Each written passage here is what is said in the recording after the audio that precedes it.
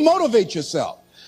One of the things that we must do is that we must be involved in working on achieving self-mastery.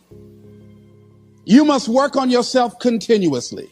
Never be satisfied with yourself. Always know that as you invest the effort and time on you, that's the greatest ability that human beings have above animals. See, a dog can't be anything but a dog.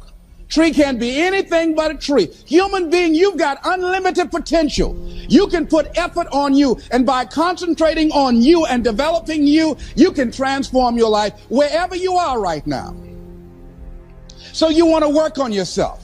You want to read books that inspire you and motivate you. You want to listen to tapes over and over and over again. And I suggest that you listen to tapes when you first get up in the morning. You want to control the spirit of your day.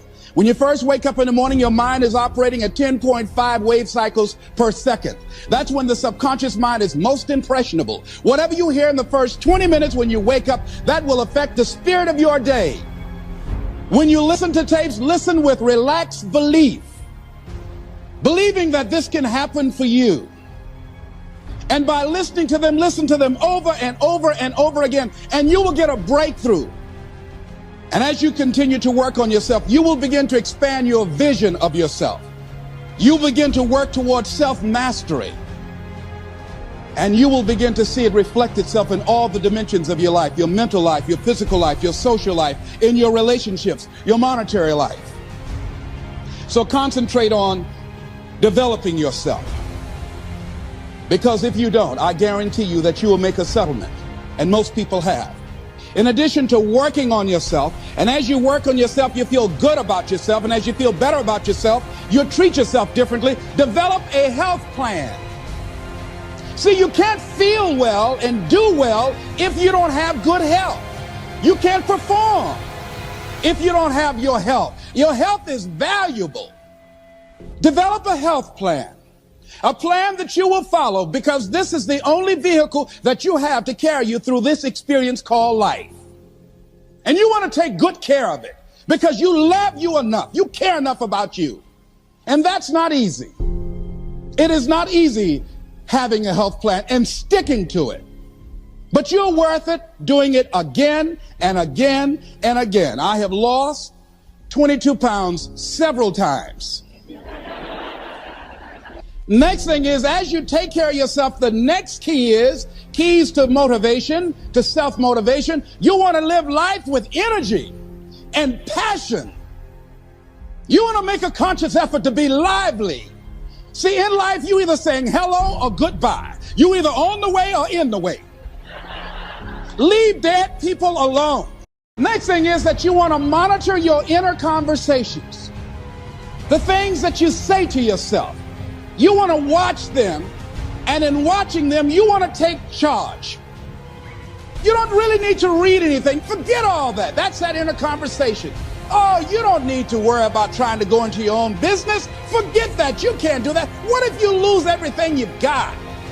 That inner conversation that stops you from doing the things you want to do less, don't do that.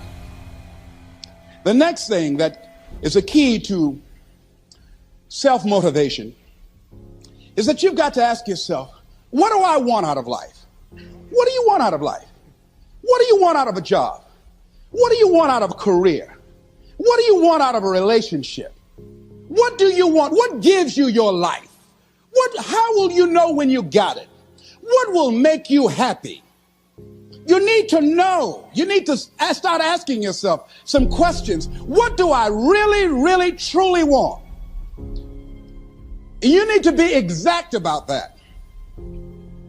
Don't be vague. Oh, I just want to be happy. That's too vague. What will make you happy? How will you know when you got it? Zero in on it. Be exact. Be specific. And as you do that, that will stimulate that superconscious mind, or the reticular activating system of your mind, that will begin to find those things, to identify with it. And once you begin to determine that which you want, take the time to write it down. Don't just think about it. Write it down. That is a subjective process that engages the subconscious mind. Write it down. Once you write it down, read it 3 times a day, morning, noon, and night. Why is that important? Because what it will do, it will cause you to focus. I suggest to you that if you are facing a challenge, don't stop. Stay busy. Work your plan. Continue to do those things that you know that work for you after you have evaluated yourself in the situation. Continue to move. Stay busy, stay busy, stay busy. Find somebody that you can help so you can forget about you for a moment. See, sometimes the best thing to do is to be. Sometimes you have to just back up and go within yourself. A bow and arrow, you can't take a bow and just push it out an arrow. You just can't push the arrow out. You have to pull it back and then release it. Sometimes you have to back up and go within and pray and meditate and recharge your batteries. Go away, clear your head, and then come back and look at it from a different vantage point. Don't operate while you're under the spell or the effect of what's going on. Next thing is that you've got to activate the thinker in you. Don't allow your emotions to control you. We are emotional, but you want to begin to discipline your emotion. If you don't discipline and contain your emotions, they will use you. Your mind goes on automatic, just like a guard. You know, I loved reading the book called As a Man Thinketh by James Allen. He uses the analogy of the mind being like a garden. You know, weeds don't have to have any encouragement to grow. You don't have to water them. They don't have to get sunshine. They don't have to have fertile ground. They will grow through the cracks of a sidewalk. Am I right? But if you want to grow orchids or roses or any kind of exotic flowers, there are special processes and procedures you must go through. Well, by the same token, you don't have to force yourself or motivate yourself to think negatively, to be depressed, to hate somebody, to want revenge, to want to get back at somebody, to beat yourself up over the head, to feel loaded with guilt. You don't have to make any effort to do that. Your mind is on automatic. It will do that by itself.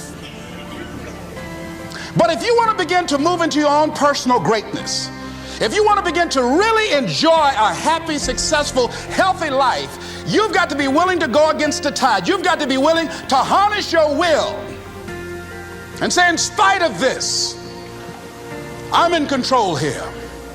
I'm not going to let this get me down. I'm not going to let this destroy me. I'm coming back, and I'll be stronger and better because of it. You have got to make a declaration that this is what you stand for. You're standing up for your dreams. You're standing up for peace of mind. You're standing up for health. You want it, and you're going to go all out to have it. It's not going to be easy. When you want to change, it's not easy. If it were in fact easy, everybody would do it. But if you're serious, you'll go all out. So yes, I'm going to turn this situation around. I'm not going to sit back and moan and cry over what happened and what went wrong and who did what. I'm going to do something about this situation. The next thing that is important is that expect things to get better for you, because they are. See, life is cyclic. You're not, whatever experience you're having right now, it has not come to stay. It has come to pass. Not to stay, just to pass. It's just going through. The biggest challenge is to know what's happening. This is a part of this thing we call life. This too shall pass. And maintaining perspective, putting it in perspective. The other thing is take full responsibility for your life.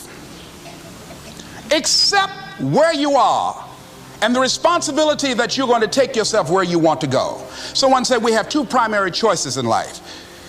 We can either accept conditions as they exist, or we can take the responsibility to change them. See, a lot of people want to exempt themselves from taking responsibility. All they want to do is talk about the problem. Every time you see them, they'll tell you their story over and over and over and over again. No. You want to take responsibility for your life. I got me here, I can get me out of this. And I'm getting out. I'm not going to be a volunteer victim. George Bernard Shaw said there are two kinds of people in life. You know, he said those that make things happen, those that watch things happen, and those that don't know what happened. And he said the people that get along in this life look around for the circumstances that they want, and if they can't find them, they make them. They create them. So part of beginning to get unstuck, you've got to decide that the behavior pattern that you have adopted doesn't work for you. You've got to change your strategies, and changing your strategy means reinventing your life.